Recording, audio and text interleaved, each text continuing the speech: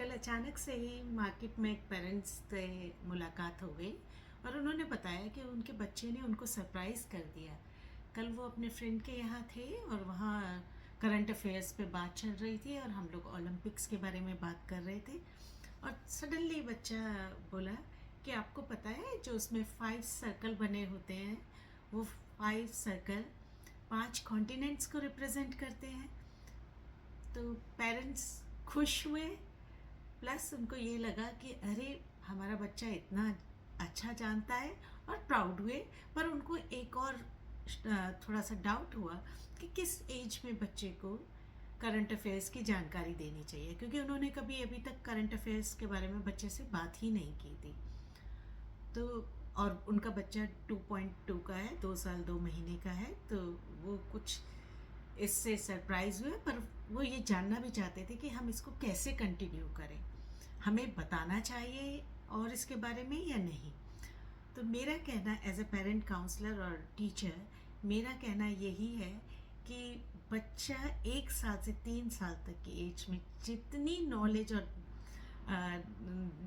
जितना आसपास उसके चल रहा है वो एब्जॉर्ब करता है, सोक करता है, तो ये बिल्कुल राइट टाइम है।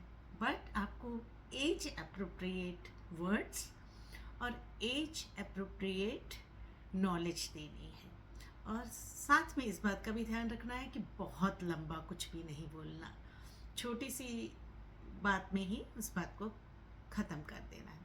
अब आगे बच्चे का इंटरेस्ट है कि वो उसको कितना आगे ले जाना चाहता है। जैसे आपने ही बताया कि बच्चे का इंटरेस्ट ओलंपिक्स के रिंग्स में, कि उसके जो सिंबल है, उसके लोगो है, उसके रिंग्स में उसको पता था कि ये 5 कॉन्टिनेंट है। छोटी सी नॉलेज है, पर सारी ज़िंदगी साथ रहती है। उन पेरेंट्स के सेट में मम्मी ने बोला कि सच में मुझे नहीं पता था कि ये 5 कॉन्टिनेंट्स को रिप्रेजेंट करती है। तो कहती मुझे बच्चे से ये सीखने को मिला। तो मेरे दिमाग में ये आया कि बच्चे को हम कितनी नॉलेज दे सकते हैं, और यहीं पे हमारा सवाल आता है। तो हम बच्चे को एक लिमिटेड नॉलेज दे सकते हैं, पर बच्चे के इंटरेस्ट पे डिपेंड करता है।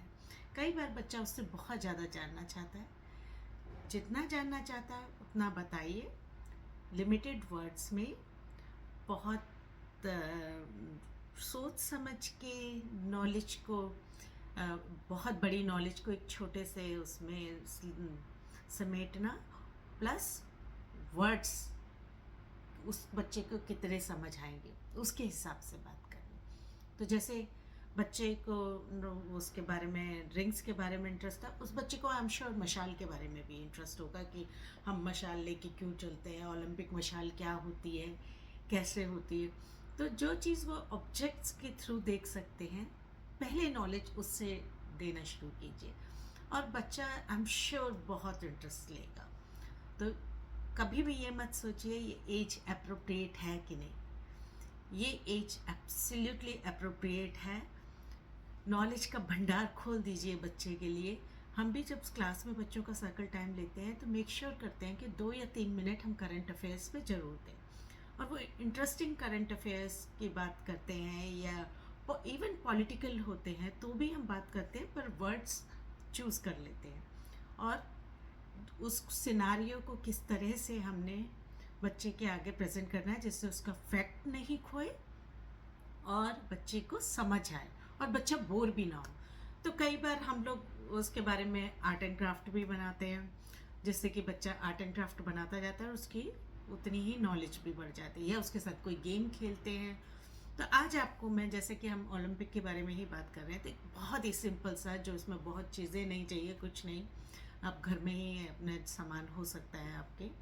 तो आपको मैं ये मशाल बनाना बताती हूँ, सिंपल सा बिल्कुल, और बच्चों का इंटरेस्ट आएगा, और वो मशाल क्यों जलाते हैं, कैसे, क्या उसका सिग्निफिकेंस है, ये जानने में इंटरेस्टेड रहेंगे। बच्चे को नॉलेज दीजिए, इंजॉय करिए, और साथ ही साथ ये मशाल बनाने का वीडियो देखिए। धन्यवाद। फिर मिलेंगे एक नई समस्या या नई इन्फॉर्मेशन के साथ।